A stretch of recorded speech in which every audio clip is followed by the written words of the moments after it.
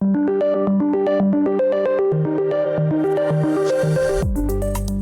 is the Brave New Coin Crypto Conversation, hosted by Andy Pickering.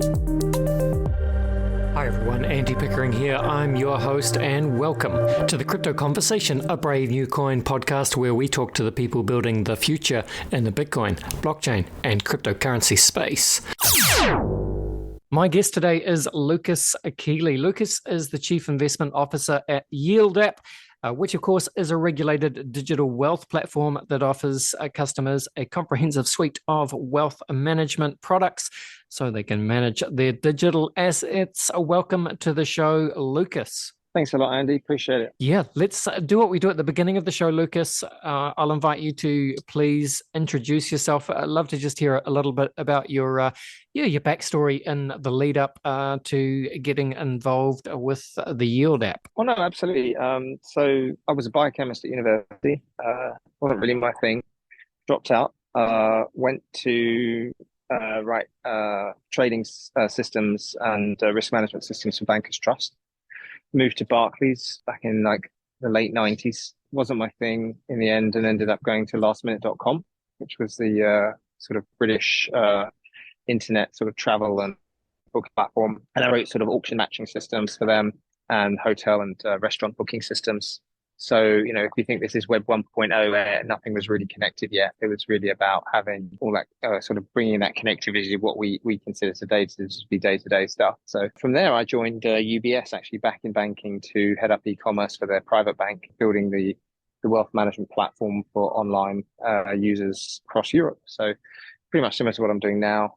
And then from UBS, we spun out, me and the team there, to set up a company called Mobilical. And Mobilical was building wealth management solutions for the old Palm Pilot, the HPI packs, and the Nokia WAP devices, so that users of those devices could access their accounts and trade stocks and bonds and get access to research and things like that. So this would have been 2001 we did that. So 2001 to 2003, partnered with Oracle, had a few good clients, and then we sold that to a wealth management consulting company in Belgium. Sold that. The day I sold that, I went back to UBS and set up a trading book for them, where I started to manage structured products and complex risk, and ended up moving to Australia to run structured products trading for UBS in Sydney. Fast forward to moved up to Hong Kong in 2012 to run cross-market trading for Credit Suisse, which is kind of a global asset class. So the mandate was any assets anywhere in the world out to 20-year tenor. So essentially, all of a sudden, you're trading equities, bonds, credit, everything, and just run quite a lot of money, about $14 billion. 2016 went to set up a global macro hedge fund for 3 years, and then joined Diginex in 2019 to go out to 2019, and I built the asset management business from there. We built the first regulated asset management business in Hong Kong, so regulated by the SFC, which is pretty good. And then after that, I was COVID. And then for COVID, I went back to university for a year, did a master's in liberal arts, believe it or not, at the University of Chicago, which allowed me to do any subject I wanted in a master's level class. So I did things like neurobiology, some astrophysics, some advanced blockchain programming, things like that. I did my 8 subjects or so. That's fun. And then Tim, CEO of YieldApp, rang me up and got in contact with me through LinkedIn. I don't think anyone rings anyone these days. And said, what are you up to? I said, oh, just toying around with what to do next. And he said, would you want to be the CIO at YieldApp? And I said, no, not really. This is a really bad business. You're basically going to be short CDS at the top of a bull market in DeFi, and I think that's a disaster. It's just a disaster waiting to happen. And so I didn't get the job. A couple of months later, he reached out again and said, hey, would you still consider coming over and working with us to build out something a little bit more, with a little bit more substance? And I said, yeah, absolutely. And so we built out the wealth management platform, which we've got today, taken us a year, 18 months to build, the full suite of structured products, fund products, relationship management services, borrowing and lending, all those things.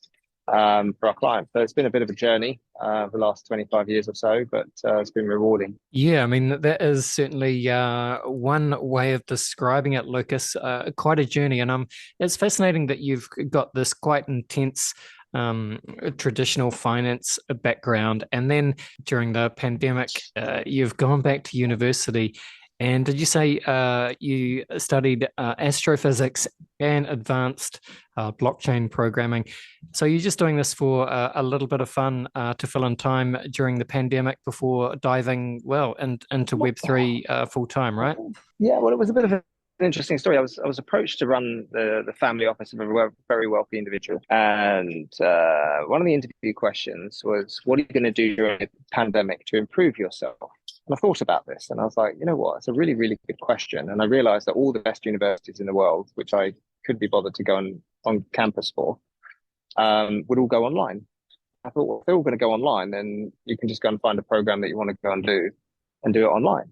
So all my classes were done via Zoom, which obviously is, was forced on them by the pandemic, and it allowed me to take every class I wanted from Hong Kong, as opposed to being in Chicago in winter, which is obviously not a good place to be anyway. So it was really just the thought process was like, I can actually go to university and not actually have to go. Yeah. So um, Nice. so a Well, lot of people pay a lot of money, right? So they go, I'm going to pay a lot of money and I need to be on campus. Whereas I didn't care about the money. I just didn't want to be on campus. absolutely, I understand. I think it'd be good then, Lucas. I think most people will have a little bit of a sense of, what the yield app is, but it's a little bit more involved, perhaps, than some of the basic kind of crypto wealth platforms. So maybe just we can dive into it a little bit. There's an earn platform, there's the structured products, and the what you call yield app labs. So maybe we can kind of go through those three offerings. But just before that, maybe just give us the kind of the high level summary in terms of how you guys talk about the yield app and what it is. So your app started out as just your basic earn platform. I've always been quite interested in these earn platforms because from a traditional finance perspective, the individuals are taking obviously quite a lot of counterparty risk. We saw with the Celsius trial that all the assets essentially belong to Celsius because they're unsecured. All the users become unsecured creditors, and I've always felt that you have a fiduciary responsibility to your clients and the way you manage their capital or way you manage the capital that's been loaned to you. It's a really interesting set of problems with Yield App, right, or Celsius and all these others. Is that if you're an individual and you loan to an institution or a company, then you kind of get around a lot of the regulatory problems. And the reason why I say get around them is that one of the jobs of a regulator is to aid in the formation of capital, right? So if you set up a company, for example, and you're a director, you're going to loan money to your company, right, as a director's loan, something like that. And all of a sudden, you're in this kind of, I've made loans to a company, but I've also become an unsecured crypto. You've also given full title transfer of your assets. So we looked at this and we said, okay, how do we build behind the scenes so that there is some kind of governance, some kind of fiduciary shield around those assets? So we started to work a lot more with, third-party institutional grade hedge funds. We built our own DeFi platform with really strong quant-based risk models. We built all our own wallet system. We built all our own proprietary tooling, things like that. And then we slowly evolved from there.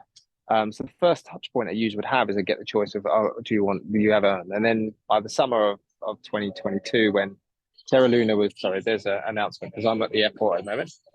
Yeah, and look, let's just explain that. So, listeners, I guess what Lucas is referring to there is Lucas he's at the airport at the moment. So we were just joking before we pressed record that it was quite likely that we'd have some announcements and such going on. But you're just waiting for a flight, are you, Lucas? I'm on my way. I'm in Doha actually. Funny enough. Just got in from Bangkok, and I kind of travel a lot with work, so I'm always somewhere in an airport somewhere. And from Thailand, you always generally have to connect in Europe or the Middle East and wherever you want to go. So this is not a bad place to be. It's a good airport, I think. But going back to you, that Yeah. But going back to yield app, so users come in, they have the Earn platform, and they sit there and they loan us their assets, and we behind the scenes build out portfolios that generate yield across different strategies like CTA strategies, arbitrage strategies. We have not much directional stuff going on. We have it's all pretty good, and we managed to do pretty well over the last year. And then our risk modeling also sort of informs us well what we want to be in. So we failed Terra Luna back in November 21.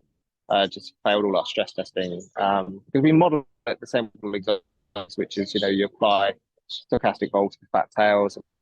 A lot of the sort of back on whether a product actually looks like it would stand up, and so that's pretty good. That worked out well. We avoided 3 arrows. We avoided Celsius, BlockFi, etc., etc.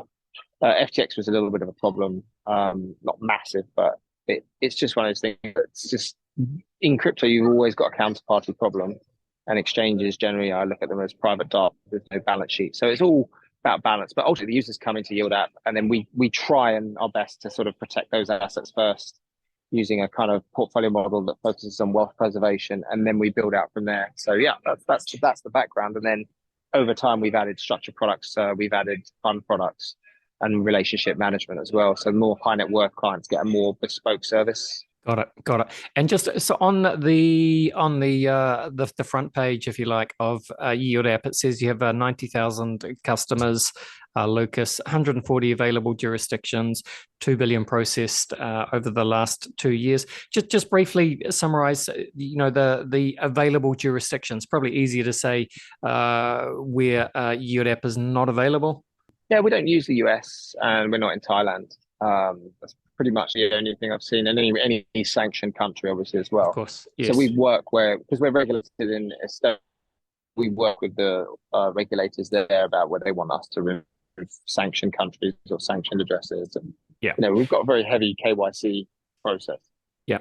And look, you talk about this, I guess, risk-averse approach that you have, but given what has happened in, the last 18 months in crypto with the likes of 3Arrows Capital, Celsius, FTX, and I'm missing one. Terra Luna. BlockFi. Yeah, well, BlockFi Terra as Luna, well. BlockFi, yeah, we could go on all day. Given what has happened, what have you noticed in terms of, obviously in the bull market of 2021, signups, new customers, it's on a steep upward trajectory. I imagine that has slipped away a little bit. But what are there any kind of trends beyond that you've noticed, and what can you do to kind of keep new customer interest happening when we're not in that bull market and we have had these serious impacts? Okay, so the first thing I would say is the biggest impact to the industry is a lack of trust. Like the trust has left the industry, right? So I think the days of, oh, he's a good guy, I trust him with my money, those have gone. I think FTX well and truly created that idea that, crypto there's got some friendly faces. I mean, we do DD on these guys and tons of people, and we just failed them because of the people, right? Money is about people, right? Do you trust someone with your money? It's not anything beyond that. And I think the other thing I saw, and I think is possibly one of the most damning things in the industry, is the way sort of seasoned hedge fund managers reacted to FTX. Like some of the really good ones have done pretty well for sure. But others have just, tried to be a hero and blown up even more than they actually had at FTX. So I think that's a real telling sign that the industry needs to mature from a portfolio management perspective and the way risks are controlled. We also see like massive style drift in managers and things like that. So getting that kind of maturity into the sort of asset management space, I think, is super key going forward. I think institutions are licking their lips because ultimately they've taken their time on a kind of go slow process and let's see, wait and see. And FTX just gave them more time, right? They gave them more time to perfect their products, perfect their pricing, perfect the industries they want to be in. Obviously, regulators have obviously looked at it and said, you know what? I think it's hard to, we see a lot of people that blame the SEC or blame the CFTC or Gensler, etc. but ultimately fraud is fraud, right? Let's just take Terra Luna, for example, right? The modeling that was done on Terra Luna for stress testing was done by a Harvard professor of economics, and it's complete rubbish, right? I mean, it's the same stuff that uh, they used for modeling Freddie Mac and Fannie Mae, right? Joe Right. Stiglitz and et al. Built that stuff, and like they said, it's never going to fail, and obviously it failed instantly, right? And Terra Luna was the same, right? We failed it at 10% liquidity; it just instantly fell over it. A 10% liquidity withdrawal, and it was boom, gone. It just fell over. And but the modeling out of Harvard didn't use the right tooling on the Monte Carlo or the right modeling on the Monte Carlo analysis, and so everyone got sucked into it. Then we went, obviously, the fallout from that was obviously Celsius, BlockFi, and there is that credit isn't priced properly in crypto, right? If you think at the time, I think Gemini, you could go into the TradFi markets and buy a credit default swap on Gemini at kind of like LIBOR plus 700 basis points or something. And I think a few weeks ago, Coinbase corporate bonds were trading like 15% yields just in senior corporate debt. And here we are in crypto paying, 2%, 3% for unsecured loans to, any counterparty. And I think just stuff like this, you just think, wow, like at Yield App, we never loaned anybody's money out. I think that's probably the biggest safety net we had, is that we couldn't price the credit properly, so we didn't do it. And so what it means is that traditional finance modeling methodology is going to be applied a lot more to the way we think about deploying capital, etc. Don't forget, crypto is very much a sentiment-driven market, and it's obviously retail heavy. I think that's going to change a lot now that the sort of the decks have all been cleared, and we've got a focus more on quality and trying to build that liquidity into the market without having to centralize. So it's an interesting time for sure. And I think, Lucas, do you want to just briefly talk through the earn part of the yield platform then? So, because people will have heard this before from, as you've talked about, from the likes of Celsius. So what is it that makes Yield App safer for your customers to be able to earn that passive yield, and what are some of the, just briefly, some of the strategies that you guys are instigating to earn that yield? I'll tell you a funny story about one of the companies that went under. Sure. Okay, we're in the self framework. So I was talking to one of the traders there, and I said to him, "Oh, so how did you end up in space?" He said, "Well, I borrowed some money from HSBC at some percent. I think it was like 1% or something. Bought some crypto and deposited it at BlockFi for 3%, and that was an arb." And I was like, that obviously I didn't hire the guy on the basis between two different currencies or two different assets, and the two aren't like for like. And if that's your senior trader making decisions like that, then that's probably why you don't really exist anymore. And I think what makes us different at Yield App is we've got seasoned professionals behind the scenes. I've spent 25 years in trading and finance, trading really complex risk and modeling complex risk. Our DeFi team is world class. The portfolio team overall is world class. But we don't loan out the capital, right? We just don't loan it out, and it's because I don't think the risk reward is there for lending out assets. So it's really about trying to keep them on as close to our custody as possible, and trading, different strategies around where the opportunity set is. So we moved, for example, to a CTA style strategy in May as part of the portfolio. And that seemed like a really good way to sort of do some kind of momentum trend following stuff. And that's been up just over 1% a month for the year. It hasn't been down at all for the year. Our DeFi fund we've been running for 18 months is up 1% a year, and 1% a month consistently. I think the Sharpe ratio is amazing. And I was going through some of the numbers with our clients the other day, and I said, look, this is where the performance of the portfolio is coming from. This is how we generate the yields. And it's quite interesting in the way we go about things. Is very traditional in the way I've been building yield products for 15 years of my life for wealth management organizations. And I know all the different ways to generate the yield, but they're always a function of the type of market you're in. So in a bear market or sideways markets, you want to be sort of looking at more volatility type products. In trending markets, you want to be looking at more CTA type products. And in really bullish markets, you kind of want to make sure that you're not too levered, but you obviously want to capture the moves. So there's lots of ways to do that. And obviously one of the things that happens in a bear market, the initial turn is the liquidity crunch that comes with that, and making sure you're not stuck in something that you can't get out of. So there's lots of different ways we do it. And I oversee the whole portfolio. So, we've done a pretty good job, I think, so far.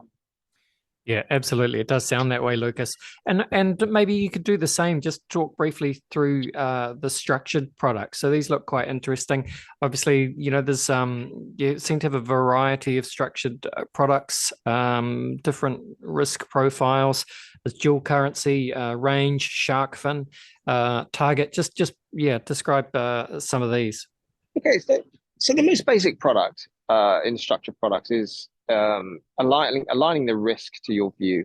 Okay, so a dual currency deposit is a standard staple in any sort of high street bank, really. You go in there and you say, "Do you know what? I've got some dollars, let's say, or some pounds or some euros, and I want to bet against the price of another currency pair, or another currency. So let's say it's the Aussie dollar versus the pound."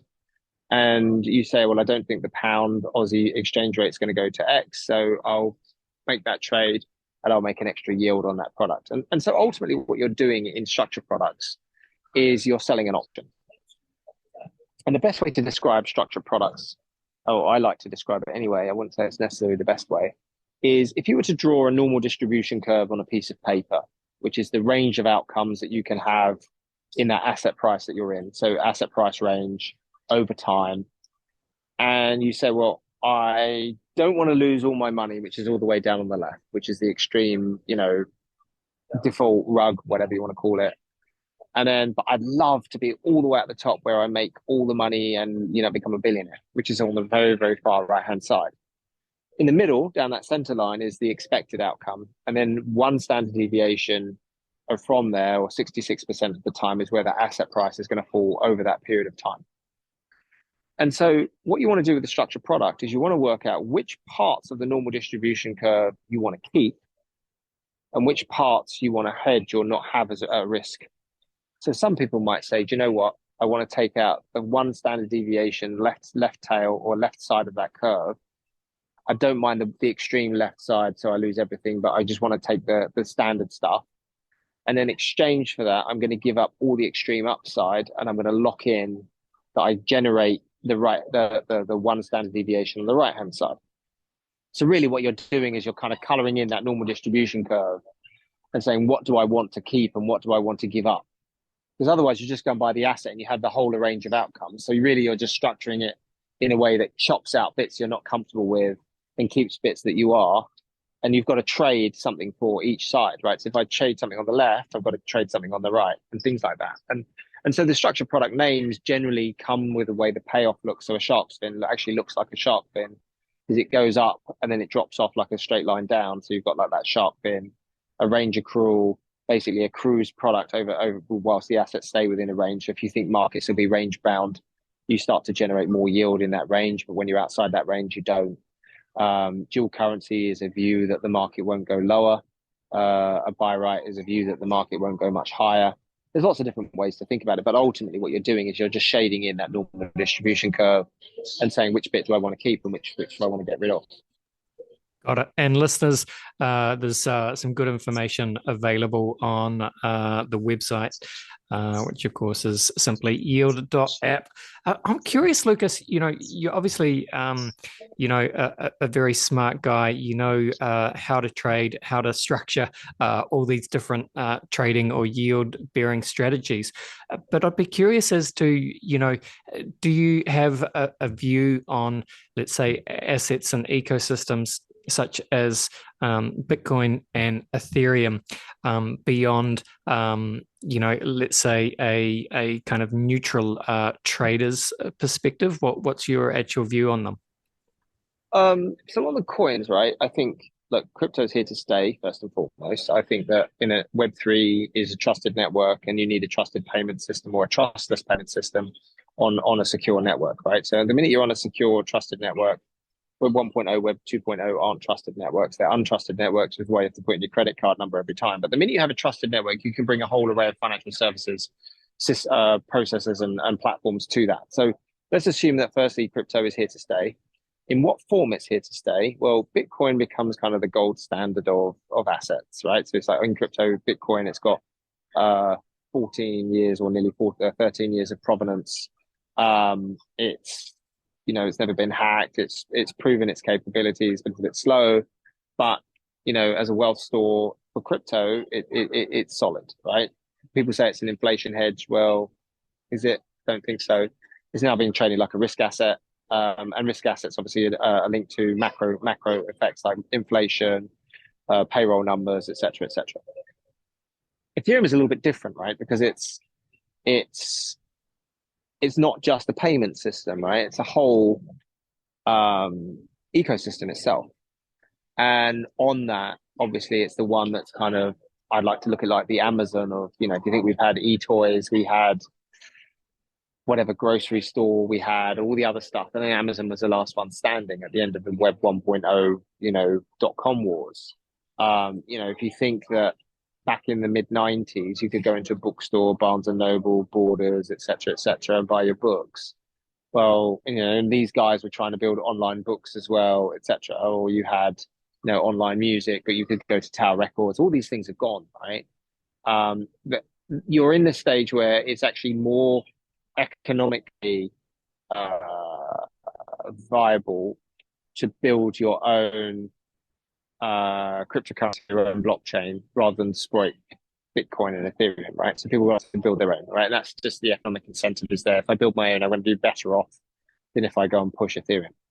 But ultimately, users are going to decide where they want to go. And I think for the moment, Ethereum is still standing. A lot of thought's gone into it. Obviously, people have tried to evolve that, but every evolution that people have had, this is this Polygon, or this is Polkadot, or this is Solana, or whatever it is. Ultimately, you're still competing with Ethereum as a base case, and I still think that Ethereum is the one, because I haven't really seen anything that really changes the way I think about it. I say, well, everyone's kind of building EVM blockchain or things like that. So yeah, I think that's where I'd say is that Ethereum is the future to me for the moment, because I haven't seen anything that really challenges it. Tech people will say, yeah, but we've got this, we've got that, but Betamax had that as well, didn't it? So we had this, but it didn't work out, right? Yeah, that is right, Lucas, and that is nicely said. And it brings us really to, I suppose, the final question, which is, Yield App Labs, the research, R&D, research and development arm of the Yield App, I guess. So maybe just kind of talk us through. I guess this is the this is the Ethereum part of the equation. It's the Web3 vision. What is the Web3 vision from the Yield App Labs R&D team? Okay. So we made an announcement a couple of weeks ago about Haven, our layer one blockchain that we're building. So we had about 250 million running through DeFi. We built all our own tooling. We built all our own modeling, portfolio management systems. We built everything. And we did very, very well in that space. But we really struggled to get institutional money to come in. And the reason why we got really struggled to get institutional money to come into the place is that you've got a commingling problem. So if you're a BlackRock or if you're a JP Morgan or something like that, you can't use compound. You can't use a compound pool to generate yields, because you just get commingled with everyone. And all of a sudden, you're now commingled, let's say, with a Octa sanctioned address or something like that, like sort of Tornado Cash. All of a sudden, your assets just get frozen. So you can never take that risk. So the reason why we decided to go and build Haven was that we wanted to build some regulatory guardrails around the blockchain or the layer one, and then build from there segregated entry. So you wouldn't be commingled with anyone else. And the reason why is that we got so much demand for our DeFi performance, but couldn't get people into it because of the commingling and sort of sanction risk problem. So that's the idea behind it. I mean, we're not trying to reinvent the wheel. We're trying to add some extra guardrails to what's already been done. Say, well, actually, this is something people just don't think about. We've got performance. The Sharpe ratio is amazing on our DeFi fund. But clients don't want to come in because of the fear of having their assets frozen.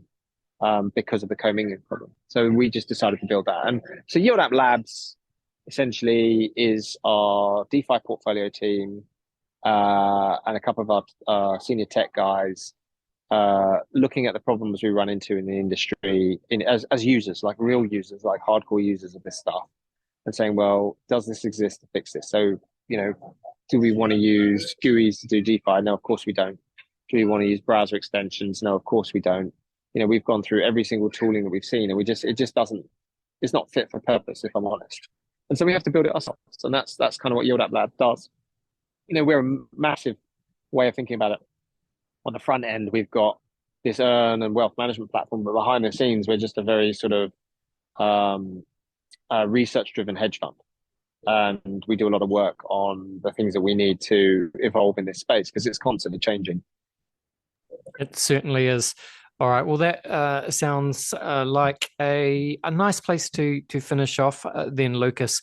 And to close out the episode, why don't you just tell people where they can find you online if you have a Twitter account or something similar, or wherever else online you like to hang out, and where people should go to get involved with the Yield app and make the case for why they should. So we've got obviously our website, yield.app. We've got the app in the App Store and on the Play Store, which is Yield App. We've obviously got Structured Products platform, which is TroFi, TROFI, also on the Play Store, and it should be on the App Store soon. We're just updating it. And then where do I hang out? I'm not really a Twitter guy. I like to lurk on Twitter, but I don't ever really post anything. I can be found on the Yield App Telegram channel. You talk to a lot of our community all the time about what we're doing, some of the risks we think about. I'm pretty available in that way. And then that just, I'm on my AMAs, YouTube, etc. And so you can see some of my thinking on where we're at. And yesterday we recorded some stuff on the 2022 with some of my colleagues on where we're going with where we think the market's going, etc. So yeah, I'd say Telegram on there. And I'm usually Alex K Hong Kong or something, I think HKG or something. And that's me. Awesome. Thank you for coming on the show, Lucas. Thank you for recording from the airport. All the best, and bye for now. Cheers. Thanks, Andy. Appreciate it. Bye. All right, there you go. That was Lucas from the Yield app. Very smart guy, very interesting. I hope you enjoyed that live from an airport in Doha, I believe. Thank you to Lucas and the team at Yield app for coming on the show. And thank you for you listeners for listening here at the end of the show. Don't forget to subscribe to the Crypto Conversation in whatever podcast app you are using. Give us a nice review, all that good stuff. But that's the end of the episode, team. Thanks for listening. Bye for now.